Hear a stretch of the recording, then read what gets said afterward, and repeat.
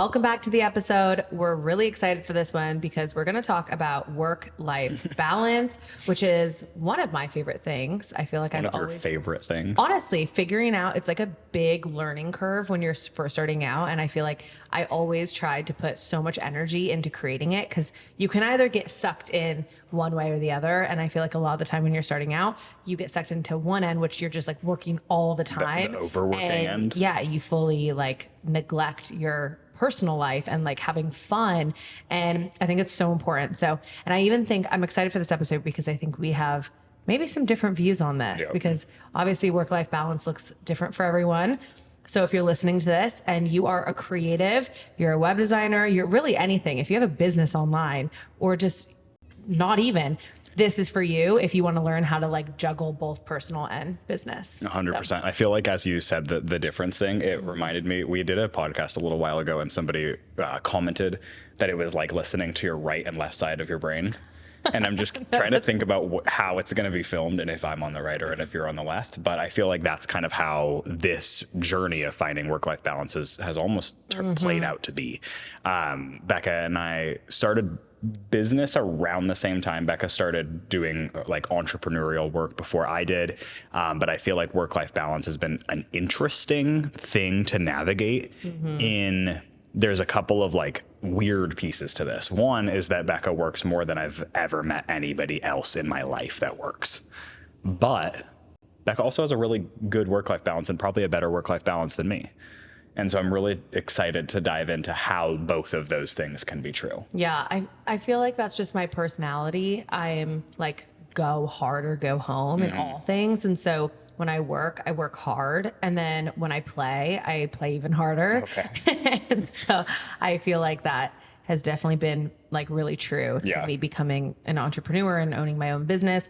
I will say though, it hasn't always been easy. And I feel like there are even times where I have to, even now, like check myself, but especially in the beginning where I'd be like, okay, like Bex, when was the last time that you like went and did something fun? When was the last time that you even like took care of yourself and, you know, created like routine for yourself? Like go get a massage, go do all these things, like go on a walk, like do whatever you need to do to really like take time for yourself. And I think when you're starting your business, at least for me, and I will acknowledge that I think a lot of it comes from like scarcity. Like when you're first starting out, it's so much about like making money at the end of the day. I need to make money. I had got bills that I need to pay. You know, a lot of people have invested a lot of money and they need to make it back. They have credit cards building up. You know, we had $20,000 on our credit card. So when I first started out, I was like, okay, I'm going to work my fucking ass off to ensure that I can pay that off. And so work-life balance, like, even though I still had it, and obviously I wasn't working 24/7, I would like, you know, go out to dinner occasionally, or, you know, we were living in Hawaii, we'd go to the beach. But one thing that I found myself always feeling was guilty.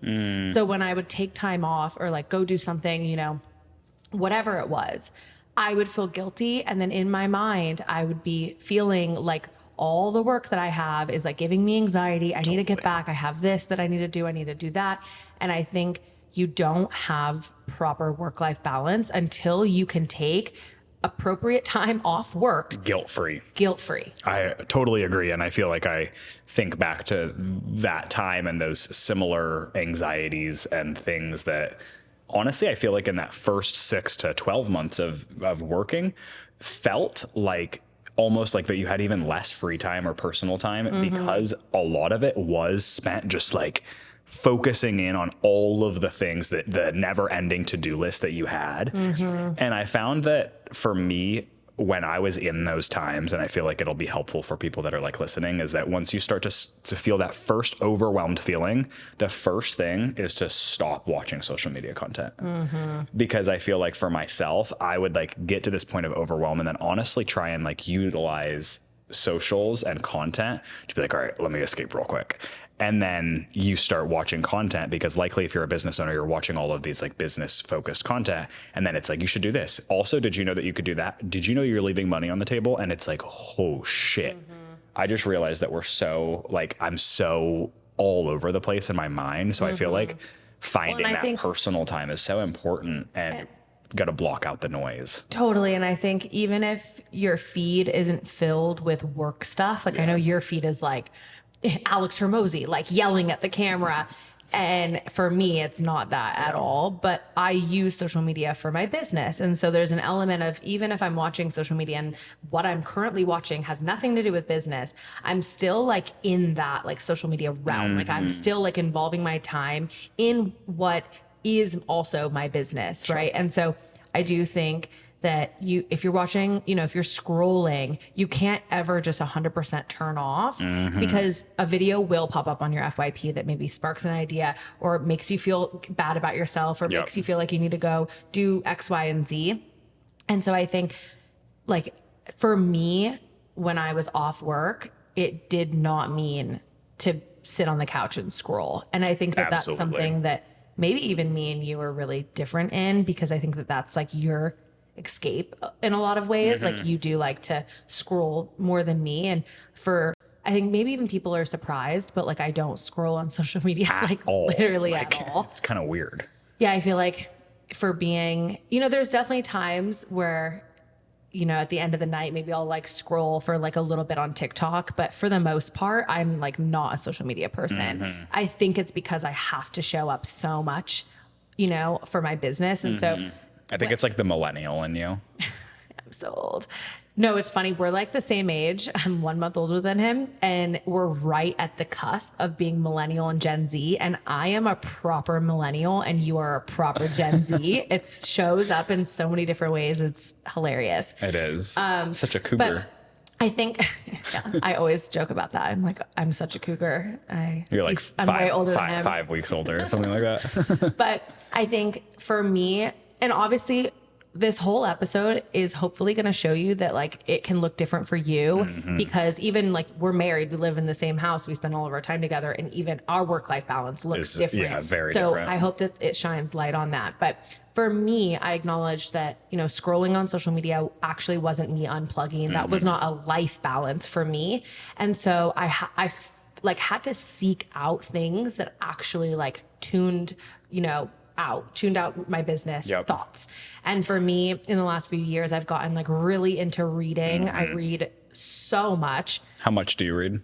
Oh my God. I don't even know. Like, I think on average, probably 2 books a week. But like in this last week, I read like 4, and they're like not small little. No, they've got things. Some girth. Like they are thick books. They're big boys. But I love reading, and reading has been an outlet for me to like completely unplug. And even when I'm feeling stressed or anxious, I'll sit on the couch, I'll make like tea or like drink some bone broth and literally just read. And I feel like I completely can escape. What? I don't know. I just feel like I'm just going to sit on the couch and drink some bone broth and read. I really just like sound like a straight grandma. Gwyneth Paltrow in your ass. No, but it's true. It's just like that for me feels like I can escape. I also feel like one of my biggest like learning curves of trying to figure out work-life balance is how to actually juggle both at the same time. The work and the life. Yeah. Let me explain, because I think I like to multitask. I like to have a lot going on at all times. And so there are definitely times where, I'm working, but I also want to be like having fun. And I'm also like wanting to have fun, but I'm also down to work. So let me explain. This is why I love to travel and I love to go do like fun things, but also still have it be like an outlet for work and for, inspiration. And like, even we bought a boat this summer. It's our first summer ever where we have a boat. We're going out literally like 5 times a week. And a lot of the time it's just Willow and I. And so we go out, we're having a great time. We have our dogs, we're swimming, we're surfing. But also when we're, downtime in the boat, we're like talking about work. We're talking about shit. So like it's a balance even in our everyday life. Like I think a lot of the time we almost think that it has to be so intentional. Like I have to like set strict like time blocks for my life and my work. And I just actually think that you might be able to find things that you can like blend them together. Like even, if you travel, like if you want to go, go camping, like bring a notepad and go sit out and like meditate and write out like all your business goals so that you're like taking care of yourself. You're, like doing whatever you need to do for your mental health. You're getting outside, but then also you're spending some intentional time working. So I just feel like finding almost like a balance in everyday things. I feel like finding the balance is like almost an easier way of finding your efficiency in your business, though, because with finding the efficiency, it also gives you more time for yourself. And so I feel like for the people that are listening to this that are especially beginning and feeling like the list of things to do is never ending, especially if they jump onto social media and they're like, oh shit, Becca's telling me I need to do this, I need to do that. I feel like one of the biggest shifts that I saw when I started working for myself, and what I see with a lot of my clients, is that for the first time ever in your life, you can create your schedule in terms of what you need to do, your to-do list, things like that, based off of what your actual energy level is. Is it really high in the morning? Is it really high at night? And I think that that's been so fascinating to watch between us, because We're so different. we're so different in that. And it's been so not. Well, you've now. made me like, you've changed me, but now. How have I changed you? So I'm much more of like a morning person. I like to wake up. I cannot pull this fucking guy out of bed in the morning now. It's like 9 o'clock. I've been up for 2 hours. I'm like ready to go. I'm like starving. And he's like, ugh, like snooze. We've been working late lately. But what I feel like is so different is that I think of my days of having extremely efficient hours and then also tons of hours throughout the day that I can confidently say I am of no use. And that is really real. Like I remember when I was in high school, I used to like always, I'd go to the class after lunch, no matter what class it was, no matter what the interest was, I was falling asleep. Didn't you fall asleep like every single day? Every day. And I realized that like that hour after lunch, I'm just never energetic. Yeah. Whereas like, So like you spend that hour doing something for yourself. Something either for myself or of lesser energetic value in your business. Because at the beginning, it really is true. Like you have a lot to get done. You have a lot of work to do for your own brand, for ideally your clients, social media. There's a lot of things to do. And I feel like it was so useful when I realized, okay, if I look at, I'm up from, let's say like 8 a.m. to 10 p.m. almost every day. What are the times of the day that I'm completely unavailable? So maybe some of the people that are listening have kids they have to pick up. They have maybe another job, things like that. Cross those hours off. And then also look at it as, what are my highest value hours? And I bet that you'll probably come to that fact that you have like probably 3 to 4 hours of your day that are like, I can get so much done in those hours that if I really put the highest priority work there, I might be able to actually shave off a couple of hours that day for personal time. Totally.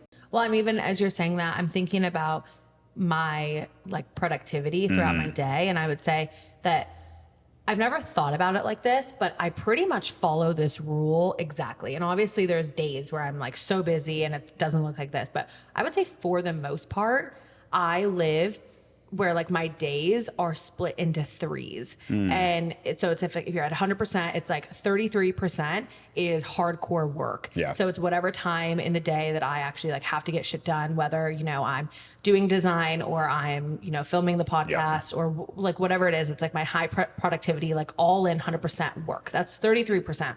Then I pretty much always try and have another 33% of the day where I'm off. That is me fully reading. That's us going on the boat and having fun or going out to dinner, like completely off. And then another 33% is the work-life balance combined. It's me going to the gym and doing, you know, 30 minutes on the treadmill where I'm answering TikTok comments and I'm, you know, creating content ideas. I'm answering emails, things like that. I'm, you know, laying on the couch watching a TV show, but I'm also on my phone, you know, brainstorming things, or I'm going on a walk and listening to a work podcast. It's like blending it where it's like that's like my most like ideal day where at the end of the day, I don't feel drained. I feel very fucking productive because I just did 66% work stuff, which is, if you look at your whole day, that's actually amazing. You didn't but then leave I also any time in for sleeping though. And out of your 33, we're at 99% of our awake hours. About sleeping. All right. Awake hours. Okay. When you think about it though, and you dig a little bit deeper, what is the 33% that you mix the work and the life? Why does that part feel so special or so powerful in that? I just think that the way that at least my brain works, where I can multitask really well, it stimulates me, and it really gets it's like almost killing two birds with one stone. So Yeah. if I'm on the treadmill, I feel like if I'm just listening to music, one, I'm bored as fuck. And two, I'm like, what am I doing? I could literally just be picking up my phone and be doing shit that I know that I'm going to need to do tomorrow if I don't do it today. And so I think, yeah, trying to have things be like, it's something that I enjoy, or it's something that I need to do for myself, my body, my mind. And then also then I can like knock a bunch of work shit off. So I just think it's productive. What do you feel about the idea of having phases and eras in your business, of going between having like maybe a summertime or a summer break where you take time off and then you go into what we call sprints in our business? How do you feel like you've kind of like navigated that? Because I feel like one really big difference, and I think this is helpful, honestly, contextually, is that so when I was fully in my own consulting business, I definitely worked a lot. Like I was on Zoom for about 20 hours a week with my clients, and then additional time for content, things like that. And at that time, it felt like Becca really mastered your work-life balance, and I was like almost drowning in work, and I did it to myself. And I feel like at that point, we started to kind of do things, we made shifts, and within the next 6 to 12 months, I had taken on the new kind of CMO role in your business. And it was actually so interesting to be forced to focus on work-life balance, because then it wasn't like me realizing that I just freed up 10 hours a week and now I can go on my stories and pitch that I have 2 spots for one-on-one open. It was that you just finished a launch and then you were like, hey, we're also going on a trip and we're not going to work. And it was like such an interesting thing to actually force myself to have to balance it. You had a harder time to actually unplug. Yeah. I even remember times though where we'd be done, be like 7 o'clock, we're like at dinner and you're like starting to talk about something. I'm like, babe, can you please not? Like I'm so over. But I think that I agree with the concept of like sprints. Obviously there's like seasons where, you know, if we're launching something, or if I'm like, okay, I'm going to buckle down in these next few months, I'm just going to like, you know, get shit done. I think that can be followed up with balance, because a lot of the time, you know, if we're like in a launch period and we fucking work so much, then after that, we're going on a trip. We're going to, you know, Europe or Kauai to like literally just be like a floppy seal on the sand and like do nothing. Because I think if you know, for me, my biggest thing is like avoiding burnout. Yeah. And I think that it's not something that's talked a whole lot about in the business Other than by world. people that are super fucking burnt out. True. Yeah. The only people that talk about burnout are the people that are burnt the fuck out. Yeah. But I think it's really avoidable if you're like really intentional beforehand. And that was like my biggest thing. I think that's how I've been able to push and still show up on my stories and create content every single day, is because I really hone in on my, you know, ability to like work hard, but play harder. And so if there's a time where I'm on a sprint and it's like a super busy month, guaranteed I'm taking time and unplugging, and it's just creating that like, almost, it's like mandatory for me, but it's also just really natural because I'm like, of course I want to like take off and not have to work. Totally. You know, it's like, I don't know. I think when you're first starting, the guilt would almost, I don't know, like fuck with your mind, where you're thinking like, well, it's not mandatory. I'm choosing this. And I will just acknowledge that I also think a lot of the things that, you know, we think about when we're like work-life balance, like what's the life part, like going on a vacation and going out to get drinks and going to the restaurant, like it all costs money too. So I totally acknowledge that, you know, even though sometimes you feel like the guilt, it also might just be because why would I not work and make money when other things would just cost me money? And so I think, you know, trying to even find things that are free, like sitting on your couch and reading, you know, buy a Kindle and read. Yeah. And well, even as I say that, I'm like, the books cost money, but it's relatively cheaper. Go on a hike. I feel like everything costs money nowadays. Go on a walk. Yeah. Yeah. What do you feel like you do? Because I have my like hobbies that are my life balance. What do you feel like are yours? Well, I've got my hobbies that I would say are harder to necessarily do, like surfing and snowboarding and things like that outside. All really expensive hobbies. I go dirt biking and mountain biking, and that's not as much. But do you feel like those really help you release the work tension, pressure? I do. And I feel like I've in the last year kind of realized why. And I think that it's the activities that I do that I have to be so focused on. I cannot think about work. Like if I'm like on my snowboard and I'm going like 53 miles an hour down a hill and there's a jump coming up and I'm like, am I going to die or am I going to send it?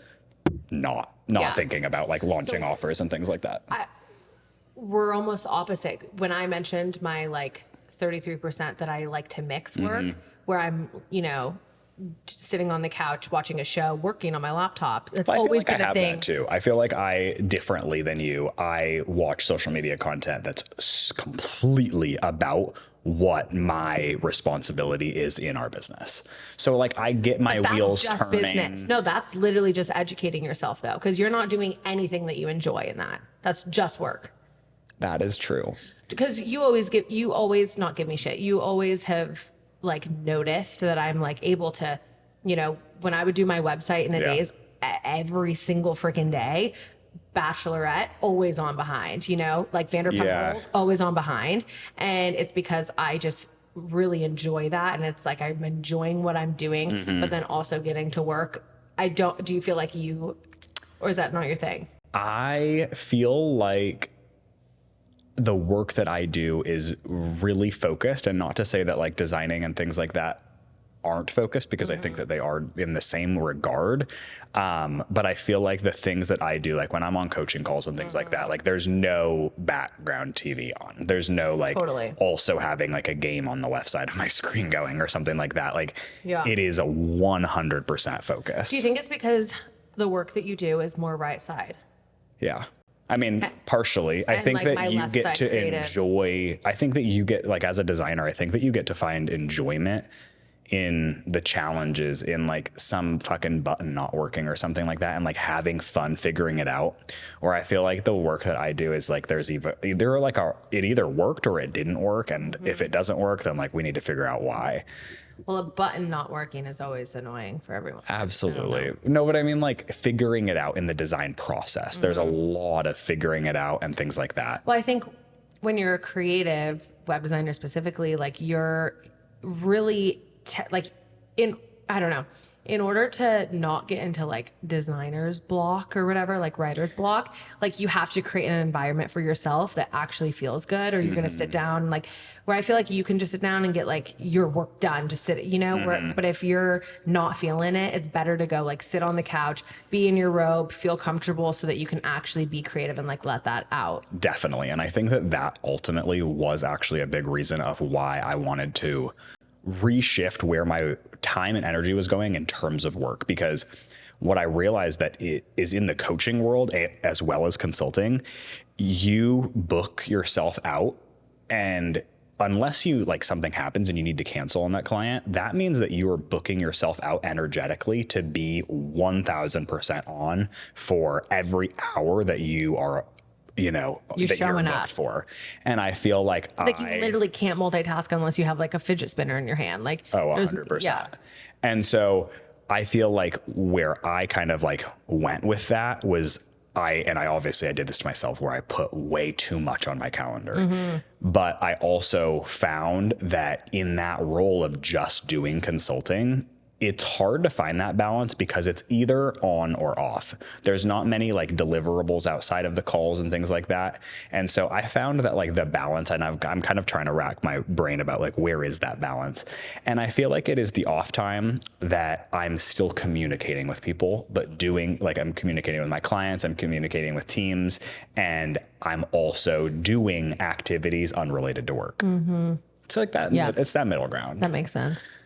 Totally. Well, I feel like I'm really hopeful that like everyone listening to this can even just sit down and like reflect on like one thing that maybe you could even change in the way that you're doing and implement more of a work-life balance, because I feel like we've been in the game for long enough now that I really do know the importance of this, and to avoid burnout and to avoid, when it gets hard, which it will get hard, not wanting to quit because you are even just like emotionally and mentally like strong enough. Like it's taxing. It's, it'll weigh weigh you down in a lot of ways. And so I think, having the balance so that you are prioritizing yourself and like your well-being always, comes first. And I think you can always have to come first. I feel like that's like the biggest thing to end on, is that like nobody else is creating this business. Yeah. It's just you. You're the only person that's going to reap the rewards. You're also the only person that is in this business going to get burnt out. And so you have to take yourself so seriously, and you have to put yourself as the pinnacle of like creating comfort for, because if you aren't comfortable, your business cannot grow. I feel like we should almost coin that it's actually life-work balance, and that life comes first before work. Work is secondary, and that way, if you're prioritizing your life, your work will always thrive, right? But if your life is not, like your work, I love that. Suffer. I feel like it brings it back to the like live to work or work to live. And I feel like we have truly found the work to live mentality, even in working really, really hard. And I feel like that is what a lot of my clients' goals are, because I feel like everyone wants to work hard, especially when you find the rewards of working hard. But nobody wants to live to work. Absolutely not. That? Nobody wants that. Yeah, agreed. Well, I think that's it for today. That's a mic drop to end it on. Work to live. Well, with See that, you guys next we'll see week. you guys. See you.